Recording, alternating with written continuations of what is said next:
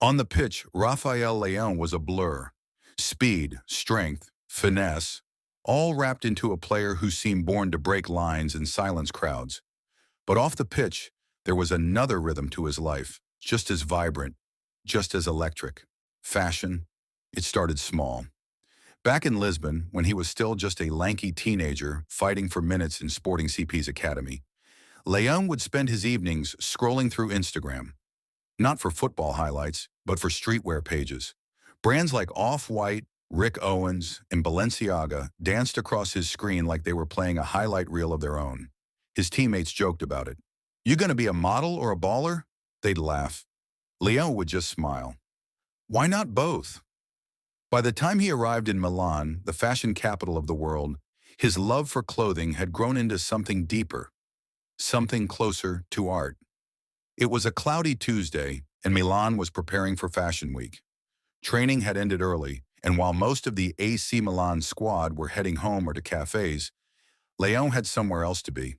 He stepped into his apartment, peeled off his training kit, and swapped it for something more. Him, flared black trousers, a crisp white oversized tee, chunky boots, and a cropped bomber jacket with a subtle snakeskin texture. A silver chain dangled from his neck, and a matching earring glinted in his left ear. He looked in the mirror and grinned. "Certo," he whispered. "Perfect." He grabbed his sketchbook, yes, a sketchbook, and made his way downtown. The studio was tucked away behind a quiet street, away from the buzz of Duomo crowds and luxury stores. Inside, the air smelled like leather, fabric dye, and espresso.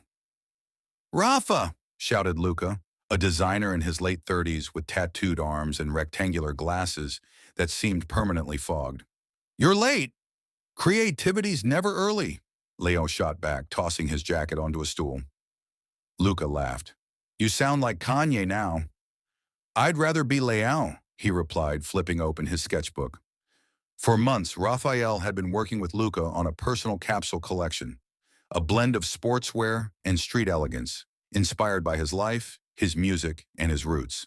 The line was to be called Son of the Streets, a nod to his upbringing in the outskirts of Almada, Portugal. They pored over swatches, stitching patterns, fabric weights. Leão wasn't just putting his name on this. He was in it. Every seam, every silhouette told a story. "This hoodie," he said, pointing to one of the designs, "needs to feel like home. Not rich, real, like something you wear on the corner with your boys before the dream starts." Luca nodded. "Got it. Soul before luxury." Exactly. Later that week, after a 2-0 win over Napoli, with Leão bagging an assist and a goal, he skipped the usual post-match celebrations.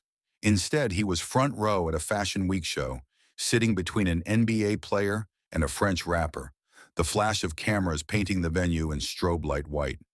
But Leão wasn't there just to be seen. He watched the models with the eyes of someone who understood movement, flow, performance. Football had taught him tempo, how fabric moved with motion. Fashion was no different. It was about how you wore a moment. During the after-party, a well-known designer approached him. "Rafael," he said with a soft Parisian accent, "you've got something, man. Not just the look, the eye. Ever thought about modeling?" Leo laughed. "Everyone asks that. I'd rather design something worth modeling." The designer raised his glass. "Even better."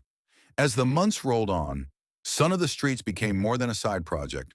It gained attention. Teasers on Instagram, a feature in GQ Portugal, rumors that it would launch at the next Milan Fashion Week. But for Leão, it was never about clout. One evening, he visited his old neighborhood in Portugal. Just him, no entourage, no cameras.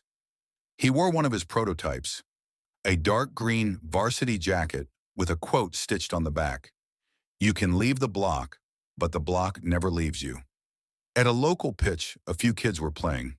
When they saw him, they froze. Jaws dropped, ball forgotten. He walked up, smiled, and said, "You lot got next?" They played for an hour. No press, no pressure, just ball and banter. Before leaving, one of the kids pointed to his jacket. "Mr. Leão, can I get one of those?" Leão knelt, took off the jacket, and handed it over. This is yours now, he said. Keep dreaming, but keep your style too. Back in Milan, launch day arrived. The studio had been transformed into a runway, raw, industrial, with concrete floors and spotlight beams. The models weren't professionals.